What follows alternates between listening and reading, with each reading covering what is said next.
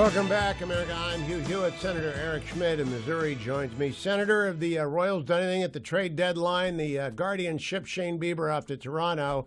Still waiting to see if Steve Kwan is a Guardian by 6 o'clock. What about the Royals?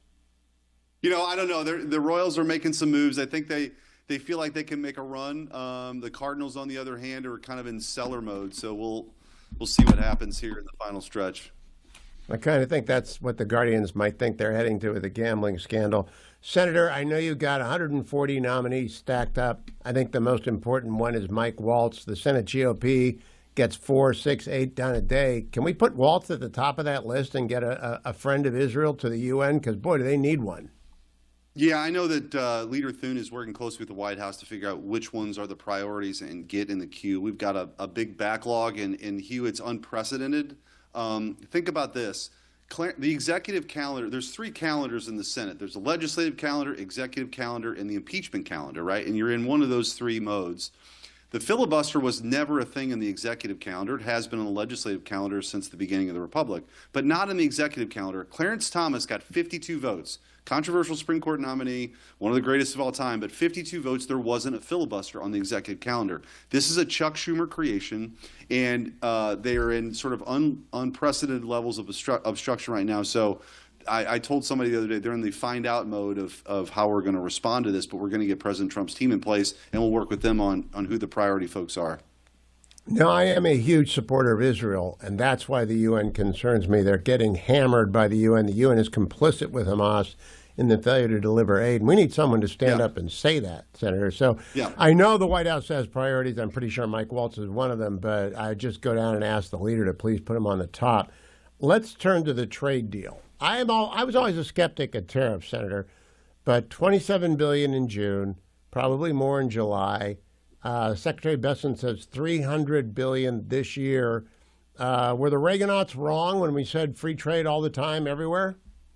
Yeah, I think here's what happened. This is my view, Hugh, is, we're all very united after World War II and the end of the sort of Cold War of allowing our European allies get on their feet, defeat Soviet communism, Japan, same thing.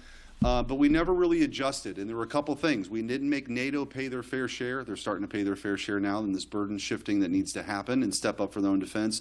And these bad trade deals that were meant to prop up some of these countries were never renegotiated. And now we have a president that is using these trade tools to get a better deal for America, and it's also spurring investment here at home to the tune of $5 trillion.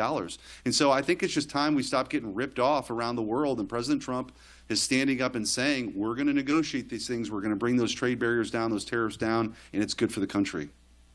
No, I debated with a classical economist fan yesterday, Noah Rothman, says, yeah, but Americans end up paying the cost of that. And I think to myself, it's not really true about rice and beef. Rice can't get into Japan. American beef can't get into England or the EU. Right. So there's a lot of different trade barriers that aren't tariffs. That's correct. And by the way, that was what the reciprocal number was. You've got kind of this 10% baseline that's out there. Think of it as like a membership fee at Sam's Club to access 40% of all the consumer spending in the world, in the United States of America. That's leverage.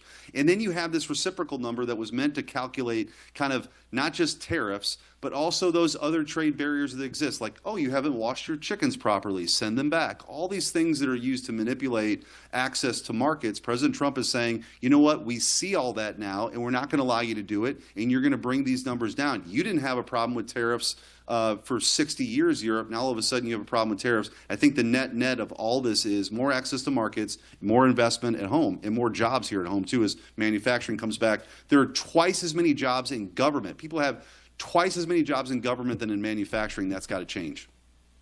Now, do you have what Senator Cornyn was telling me, a lack of comprehension among some Missourians about how wonderful the One Big Beautiful Bill is? Because I don't know that we're selling it very well. Well, I think, part of the strategy to get it passed was to have it in one big, beautiful bill. But I think what's incumbent upon us now is to start talking about it in its component parts, right? Which is, for extending these tax cuts and making them permanent. That's one way to talk about it that provides certainty. But how about the things that actually help real people? Like, if you're working your tail off as a waitress, working double shifts for your kid to have a better life, no tax on tips is a huge deal. Like, that's a huge deal in the hospitality industry. Same for the guy that's working overtime, right? No tax on overtime now. This is going to free up dollars for real people. And also, I think it's important to point out, we front-loaded the money for more ICE agents, more detention beds, and deportations. That's coming. And then, of course, on the military side, a lot of the priorities that we front-loaded to, so the Democrats couldn't use it as leverage is all part of this too. So I think, yes, we need to start talking about it. We need to start talking about the benefits of it. And there are plenty. I mean, it's probably the most comprehensive package that's ever been passed, but we got to start breaking it out in component parts and how it helps real people. Now, the border has closed. President Trump has messaged sufficiently hard and tough, and Tom Homan and Kristi Noem as well, and many other people, Stephen Miller. But we still got to build the wall. Are you getting any update on how much of the wall is getting built and when it's getting built?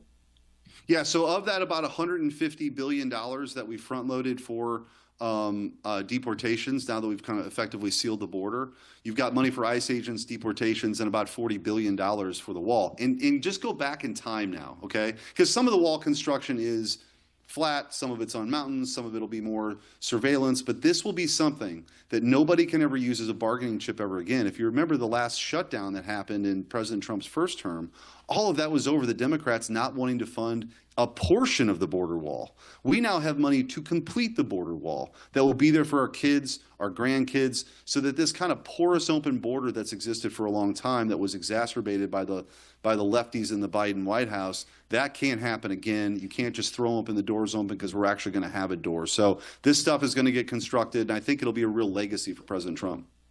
Yeah, I always say you can turn a lot of things off, but you can't turn off a wall, even if a Democrat wins. Last thing, congrats. Just some congrats. You got your judicial nominees through. Is the Missouri bench full now? It is.